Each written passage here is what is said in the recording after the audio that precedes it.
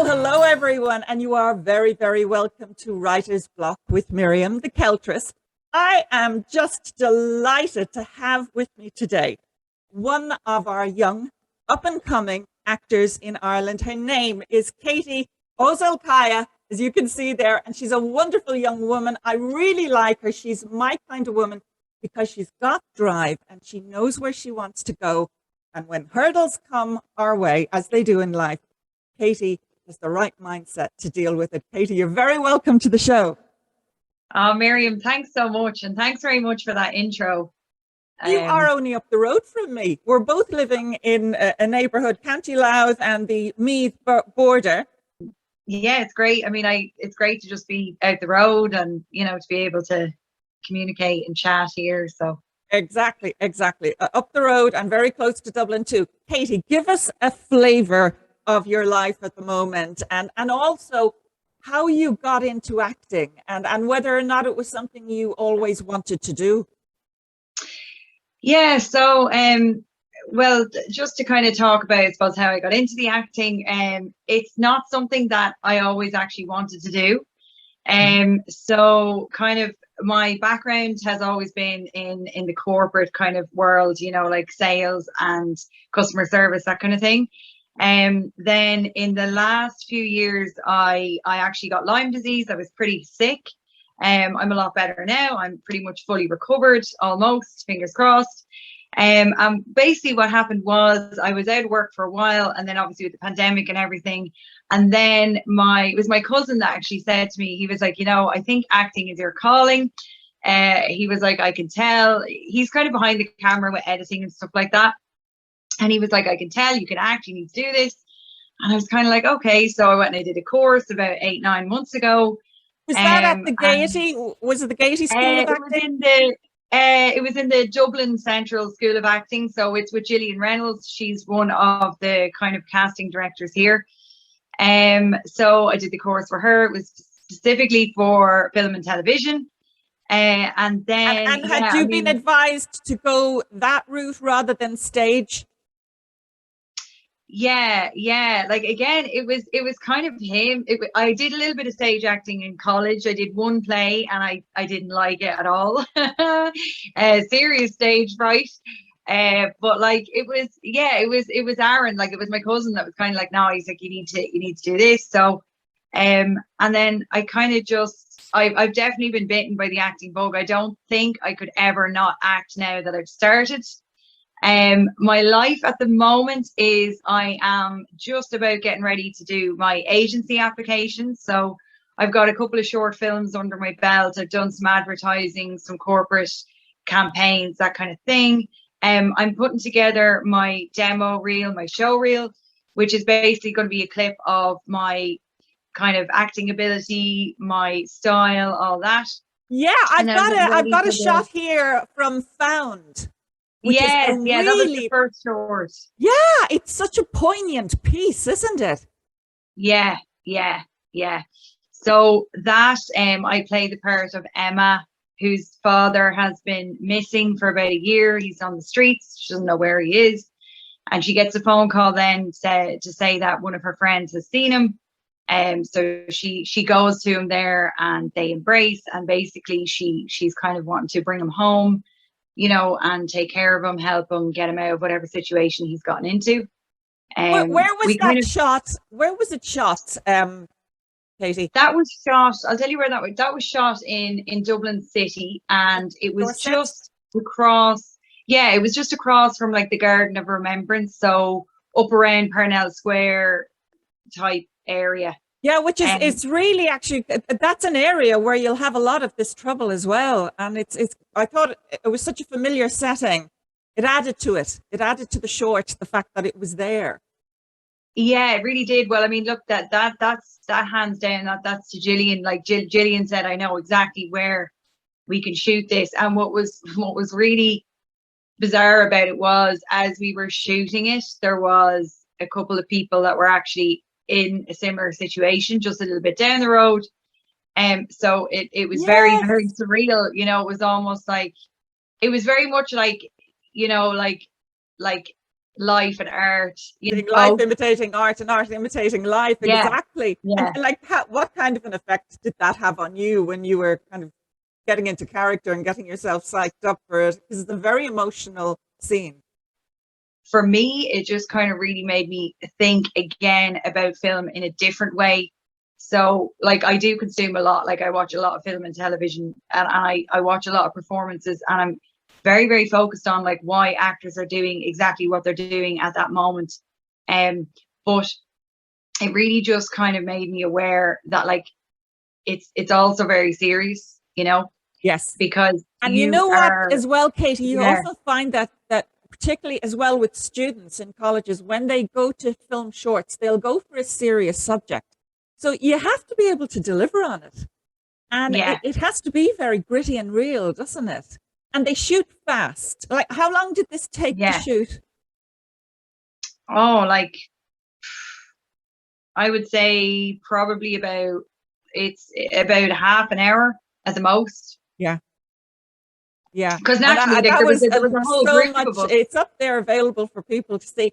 If you have a look at it, it is so loaded. And to think it was only shot in a half an hour is just amazing, you know. It's just Yeah. There is also another one that you did, I think, a little bit earlier on. Again, it was a short, and it was from it was called Faith, wasn't it? Yeah, yeah. So this one here, this is a still from Faithful. So Found was the first one that we did with Gillian. This one is one that I did with the DKIT third year students in Dundalk. Now it's not actually out circulating at the moment because it's getting ready for a festival run, so they can't actually release it. But we can show stills, which is totally cool.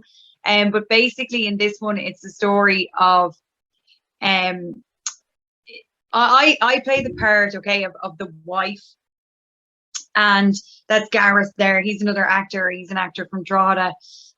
But like it's his life, and he's kind of looking back on, you know, some of the major mistakes that he's made, and one of them is cheating on me. Again, this was a quick one as well, and this was one I actually talked about yesterday in a video that I did. But it was very, very intense. Like it was a 1-day shoot, but all of my scenes were done kind of one after the other, and they were all the different times throughout their relationship together. So it was kind of like the beginning all the way where it unravels, and it's completely volatile, and she's in such turmoil by the end, you know, because she gets a letter from the mistress to say she's been cheated on. So it was, again, you know, it was very, very intense. Like I absolutely loved it. But yeah. Yeah. No, when it, because this is writer's block, and we tend to have actors and writers and singers and people who are very creative on. When it came to, can you tell us a little bit about the script, the writing for something like this now, and for shorts? What has your experience of you know, time wise, getting into character wise, working with the script itself? Yeah. So, well, I had with this one. So basically, well, the process is that we'll have a Zoom call, or we'll have a meeting, and we'll do like a table read to begin with. So we'll all be on the call, like everybody who's playing each part. We'll read through it really quickly, make sure that we're, you know, just aware of what exactly is happening from beginning to end. So yeah, so like then obviously we would go away, then we would learn our lines. And then what I do anyway is, as I'm going through and as I'm learning my lines and preparing for each scene, I might just have a little bit of over and back with the director, just to make sure that kind of what I have in my head is what they want. Yeah. And, you know, when it comes to kind of bringing it to life, it doesn't really actually happen for us anyway as actors until the day. So like when we arrive then on set, it'll be, okay, we're doing this scene. And sometimes it's remarkable as well how much will change.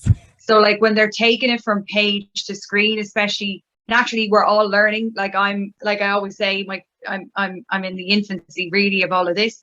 But when you're working then with people who are who've written their first script maybe as well, they'll realize that like what they had written on the page isn't going to work on the screen. So very often on the day there'll be like little chops and changes, and sometimes you'll have to improvise. So you know, you might have one line, but they'll say, look, what do you think that character would say in that moment? Probably the biggest one there for me was, so we had a few different scenes. So we had the wedding scene. So even though she's getting married, she kind of in the back of her mind, she's thinking, I might be making a mistake. Like the relationship's not fantastic, but she's still happy that it's happening because it's what she wants. But then we came to the very, very last scene, which was the most intense one, where she confronts him about his affair. And there really was just kind of like one line. So I'll just give you an example of a way that I was asked to kind of improvise and just kind of see what I could do with this. So it was literally 2 words. It was just get out. But I was kind of thinking, like, how could that be an actual conversation and a journey in that scene? You know, rather than just being a quick shot of maybe, you know, her screaming, like, say, get out. So we had the letter. So it was kind of, it was repetition. So I said it 3 times. So I kind of said, like, get out. And I'm handing him the letter. I'm not looking at him. He takes it. A little bit louder. I'm like, get out. And then when I know that he's read it and he knows what's happening, I just explode. Like, I just scream, you know, get out. And it was very, very visceral. Like, I was very much kind of in the moment, you know, and it worked really, really well on I'm screen, just thinking to myself, you know? Your husband's going to be very nervous when he sees this. Yeah. I know she can tell me to get out now. Yeah, I know. But, like, you know, we got to go, they had a showcase in Dundalk, and we got to go and see it on the big screen, you know, in the cinema, in the IMC in Dundalk. Wow, And yeah, it was great feeling, I'm sure. How did that feel? Yeah, it was great. It was great, but at the same time, I was like, oh my God, like, I was half watching and I was half like going, oh my God, because it's totally different when you see it. Then I didn't actually see any playback. Sometimes I get to look at the playback and they might say we're going to change this or whatever, but I didn't see any from that day because they were happy kind of with everything. But it was crazy, you know, crazy to see, like, and my face is huge. Yeah, I know there are some actors who actually can't look at themselves on screen. Are you able to kind of step outside the box and actually look at yourself critically and fairly and say, yeah, I know I could have done that better, or gosh, that worked out better than I thought? Or you know what? I don't. Are you able to do that? Yeah, I don't like looking at myself, really. I don't mind it, like, as in, I don't mind kind of watching it to just see what it was like. But, like, I think that we're our toughest critics. So, like, you know, when I look at it, I'm like, wonder why did I do that? Or, you know, what if I had done this instead? So I wouldn't particularly like watching myself, no. But at the same time, it's good to be able to just kind of, you know, to be able to see it, obviously, because you've helped create it. But I certainly wouldn't be, you know, oh, I'm going to watch it again and again and again, you know, definitely not. I know what you mean. Now you've got I just want to take people over to your Facebook page for a moment, if I can. It's an amazing array of things that she's involved with. So Katie, you've got information here on your acting, on all kinds of things coming up, your entrepreneurship. Talk to us a little bit now about that entrepreneurship and various things you're in at the moment. Yeah, so with the acting, you know, I was aware that, like, for the first, you know, especially for the first couple of years, that really to get the experience that you need, a lot of work that we will do is collaboration, and a lot of it is unpaid, aside obviously from some advertising or maybe some extra work. But yeah, so what I wanted to do was a friend of mine actually shared an opportunity with me that I could earn from home. I could essentially work my own hours, and that I would be able to kind of do this. It's affiliate marketing. So essentially what I've done is I've become a social marketer with Modere. So they're an American company, and they are like clean living, non-toxic products, and they have an amazing range of things, really. But their hero products would be their liquid collagens. So it kind of ties in a little bit to my healing as well. So initially she shared this with me as a product. Okay. So I started to do a little bit of research on collagen. I found out that it is actually very, very good for us, for our joint health and things like that. So I started to use the collagen myself, and I had some really great results. It did, because with the Lyme disease, I had a lot of kind of residual aches and pains and stuff. So that really helped me from that side. And then she kind of explained like what she was doing. Essentially, she was working her own hours. She was a stay-at-home mom with 5 kids. Her name was Kate. And I was kind of like, yeah, I said, I'm getting into the acting, and I can't really commit to something. If I was to take on, say, a 9 to 5 or even a part-time job of like 20 hours a week, I guarantee you it would be the one time I have an audition or I have a part that I won't be able to kind of juggle and do both. So basically I've partnered with this company. All I do is I share information, and I share the opportunity with other people as well to do what I'm doing. And I'm able to, pay my bills and support myself as an artist, as an actor. And it's fabulous. Great because, work is sporadic. Like, even if you're being paid as an actor, you might only get a couple of jobs in the year. So you need to have something, some sort of a supplementary income. So yeah, I mean, that's how it happens. And it's great. If they want to find out more about this, they can go onto your Facebook page or onto your Instagram. Yeah. I'd say, like, if you want to find out more as well, you can just, I'd say the best thing to do is if you send me a message, they can direct message me on Facebook or Instagram. And we can talk. I can share, Katie, more information. At Katie OzolKaja. OzolKaja, yeah, that's it. I'm the only one. So you are now, honestly. So listen, just tell us, what advice would you give people now? Because this, a lot of people post-pandemic will have reconnected with their talents, perhaps their healing abilities, perhaps things that they had really enjoyed doing in their youth, and between, having families and a very, very hectic career, couldn't do anymore. And now they've reassessed and they want to connect with those things again. What would you say to them? Because I listen to your motivational videos, and she's got some fantastic ones out there, folks, on her Facebook page. Have a look at them. What would you say to them?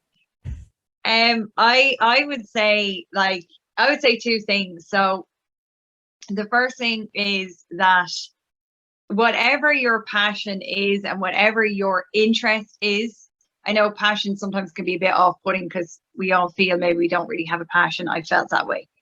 But whatever your interest is, there is a way that you can pursue that, and that you can spend your time doing the things that you love, and also pay your bills, and also, have a bit of cash there for whatever it is that you need it for. There is another way. We don't have to actually trade our hours for dollars or for euros the way we used to with the online space. That's the first thing, because that is something that I didn't know anything about before maybe 8-9 months ago. That's the first thing. And the second thing is just take action on whatever it is. So if you've got like fitness goals or health goals, or if there's a hobby you want to start, anything at all, it doesn't really matter. Just take action. Because what I have seen is, and I've done it myself, and that's why I say it, because I was stuck for so long kind of going, yeah, I'd like to do that, but yeah, I think I could start that, but I would just say take action. And like, for me, the biggest thing was finding a way that I could actually do the things that I love, and also not have to kind of be going, well, I'm not working or whatever. There is a way to do both, but you need to take action, and that's it. And like, just trust yourself, because like sometimes you have to nearly just do it. You have to do it before you can understand it. Yes. Like, I always use this analogy, riding a bike. Okay. So if you were a kid and someone sat you down and said, this is how you ride a bike, and they explained it to you over and over and over and over again, you still would not know how to actually ride that bike unless you went out and did it. Yeah. It really is. It's it's so simple, but it's not always easy. And regardless of age, I mean, and I hear a Yeah. lot of Oh people. God, yeah. I should have said that. It really, like, I have another friend that I met in the acting class. I'm not entirely sure of his exact age, but I know he's definitely mid to late 60s. And he is also starting to really, really pursue, what he wants. Yeah. And it can be any age, and it can be anything at all. Even if it's a career change you want, or you're just done, you're done with the corporate world, or you're done with that 9 to 5. There are other options. There are other options. And I know it breaks my heart sometimes when I hear friends who have incredible talent, and I can see it. Yeah. I've seen it in them for years, and they turn around and the attitude is, "Oh, not now, not at this age." Oh my God. It's how they see themselves that's the problem. They Yeah. don't see what we see. We still No, and see a talented person, an able person who connects with people and who can do it. But they feel so alone in themselves and unsupported, and they just don't seem to have the motivation to actually learn how to use it. Like a lot of these people, I'll be honest with you, they're not very technical. And that yeah. seems to be a big thing, tripping them up. But to find the help with that, and the help is out there now. And since the pandemic, it's out there it's much easier to actually get hold of people who will help you now. Yeah. So, please do it. I would say the same as you, Katie. Please, please, please. Your talents feed you. Your talents Yeah. nourish you. Apart from the collagen and food and diet, we need to Yeah. actually approach this from all angles now and seize the moment. Yeah. And I think as well, especially for people that are creative, like we're all creators. We can all create whatever we want. But I mean, specifically for artists, like, you will know if you're a creative person. You just have this thing inside you. And I think that I know I just completely ignored it for so many years, because I was kind of stuck in this loop. I didn't even know. I wasn't even aware. But like, when you actually start to feed that creative side, when you start to actually do, you will feel better. You will have energy. It won't be a chore. You won't have to go, oh, I need to do this. That won't even cross your mind anymore. You'll Exactly. just want to keep doing it. And it's not about money. It's not about, it's not about status. It's not about any of that. It's about doing what you desire, really, on a really deep, like, cellular level, and Yeah. you'll be drawn to it. You'll know yourself. But I do also think as well, it's important to have maybe a conversation. Like you just said there, sometimes we don't see it in ourselves. Like, it took my cousin saying to me, I think this is your calling. And then obviously I've gone and I've done it, and now I know I can never not do it. I just know that. So like, sometimes you need to have a conversation with somebody. So as well, like, reaching out and just talking to someone and saying, look, I'm thinking about doing this. This is how I feel. These are the things that are holding me back. And sometimes you just need to talk to somebody, because we don't see it in ourselves. Like, we don't see it in ourselves. Yeah. You can be very lucky in that you can have a partner who sees it in you, but sometimes Yes. people don't. So it is really important to say to your friends, do you know something? You're bloody good at that. You really Yes. are. Yeah. And actually just say that to them and let them know that it's something that you've picked up on. And another thing, I don't know if you've ever noticed this, Katie, but sometimes very creative people, when they've been caught in that loop that you mentioned, and they're on the treadmill, and you kind of, in your mind, you say, yeah, we have to be on treadmill. That's life. We have to be on a treadmill of some sort. But when they step so far away from their creativity, and it's gone on for a while, they get very low. They get so low and so unable to identify what the problem is. They really do need us to step in and say, look, these are your talents. This is what you're really good at. Don't lose that connection. And it can be the thing that actually puts someone back on top. I really do think that's important, because it certainly has happened to me.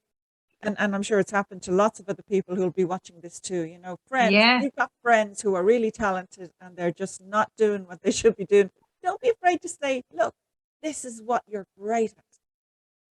Stick with Yeah. it. Doesn't matter Yeah. about the money. Stick with it. Yeah, I think that's really important, actually. That's great, because we need to be aware that, like, there's other people that, like, the people around us don't see those things in themselves either, you know.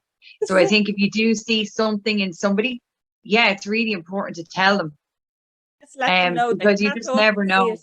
You mentioned healing there earlier. Yeah. You mentioned healing. This is something that's important to you, isn't it? Yeah, very, very, very much so. So, you know, with the Lyme disease, I was ill for like about 10, 11 years, and nobody knew what was wrong with me. Now I was only like totally incapacitated for about 3 of those years. But you know, again, it's a kind of you need to trust yourself. So I knew there was something wrong. But I was kind of saying maybe to some people, oh, I think I'm not well, there's something wrong. But, you know, I kind of ignored it and ignored it and ignored it and ignored it and denied it and tried to just put up with it. Until eventually, obviously, it got to the point where my body just said, no, okay, I'm done. You need to take stock. You need to acknowledge me. You need to fix me, help me, heal me. So I would say as well that, like, if you feel like something's not right, or you don't feel well, regardless of what your family or your friends and even doctors tell you, even if doctors just maybe pawn you off or they're not 100% sure, I would say bang on every single door until you get your answer. Now, I was lucky. Okay, so the only reason I actually got diagnosed and got treated, my grandmother, she's actually gone now. She died in February. Nana Joan. She saw a television show on RTE about Lyme disease. Okay, and about how if you have like arthritis and like rheumatology plus neurology, so like twitching, all that kind of stuff, like neurological symptoms, when you put the two together, you get Lyme disease because it's gone through your body and now it's in your brain. Okay. Right. So only for herself and my auntie Teresa, the two of them saw a program on RTE around the time that I had, where they had said, yeah, you probably got arthritis and there's something wrong with your brain and we don't know. And they were like, you have Lyme. So it was by pure chance. Like, obviously it was meant to be. Like, yes. I do believe that it came to me. I'm so grateful for that. But like, it was just by pure chance. And I got in to see Dr. Lambert. People might be aware of this guy now because he's been involved a lot. He does infectious diseases, so he's involved with pandemic. He's been on the TV, the radio, everything. Incredible man. But like, only for that, I don't know. I don't know what would have. I don't know if I ever would have gotten diagnosed. Yes. And you know, again, I should, like, I don't want to say should, but like ideally, I would have had to bang on every single door, like every door, like every different type of consultant, every alternative healing, herbalist, whatever. It doesn't matter. But like, you kind of have to keep going. And then, and you know, it was really bizarre as well. By the time that came to me, I was kind of like, oh, I was just done. Like, I was just like, I don't know if I can go down that road. I don't know if I can pursue this because it's going to be another thing that turns out to be wrong. And then I'm down X amount of money and I've done all these treatments and I'm still not well. And I was like, no, I'm going to have to just do it. I'm going to have to pursue this now with everything that I've got, you know. But it was tough because when I got to that stage, I'd been told so many different things by so many different people that I was kind of like, oh, is this another one of these things now where they think they know what's wrong with me, but they don't, you know? Yes. So, you know, I had to kind of just knuckle down, put the head down, do what I had to do, you know, and, you know, so like, and it was a whole life change. Like, it wasn't just, yes, I did antibiotic treatments. Yes, I did, you know, I did traditional medicine. I did herbal medicine. I changed my lifestyle. You know, I started meditating. I started to fuel my body. I found high quality supplements that, you know, skyrocketed, you know, just like transformed. So like that last maybe 15, 20% since I've started with the supplements and the dietary and the lifestyle changes. I mean, it's been incredible. You know, it's So been the the missing recovery, piece. how long do you feel the recovery itself took? The recovery itself took, so I'm trying to think, I was diagnosed in 2019 now. So the recovery took about 2.5 years. Nice. Right. And that To was heal the 15. nervous system. Yeah, Get that the was joints back 15. working. Yeah, so I do have some kind of residual issues. Okay, so like I do have, I have like, it's called chronic migraine. Now it's not just headaches, it's all loads of different, like but I take an injection monthly for that. So it's fine, it's manageable. But that, it did leave it left a little bit of a mark on the central nervous system. But Yes. with respect to like joint pain, all that, like fatigue, like a lot of that now has improved. You know. Oh, that's fantastic. And as it's improved, look at the other doors that have opened. yeah, It's just, isn't it just amazing? Isn't it yeah. just fantastic? And it just shows you, and you're so positive. You keep very positive. Is it important for you to talk up what you're doing and talk yourself up and talk what's your language? The language of positivity, I feel, feeds into our thinking as Yeah. well. Would you agree that that's important?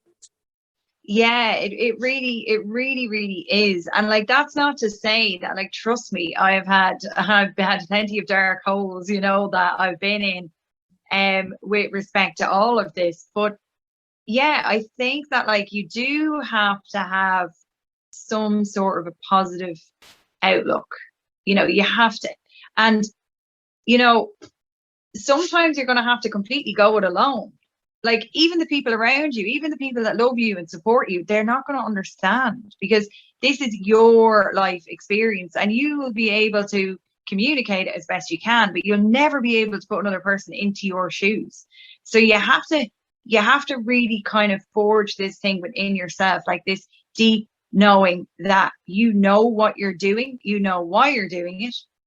And regardless of what happens externally, that like on the inside, you're going to cultivate the healing. You're going to go through and push through whatever you have to do. You're going to rest when you need to.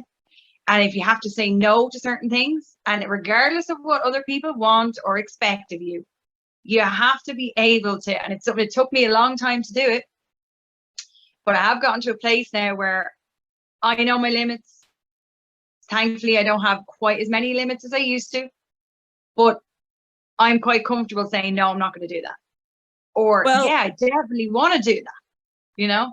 absolutely. And well, look, Katie, I'm very comfortable saying to people out there that Katie is definitely one of those go-to people to talk to about high quality supplements and what to do, because this is a real area of confusion for a lot of people who've had to recover from serious illness. I know exactly what you're talking about. I've been there myself, and it is really difficult to know what to trust, particularly if you're in my shoes and you had a lot of allergic reactions to things.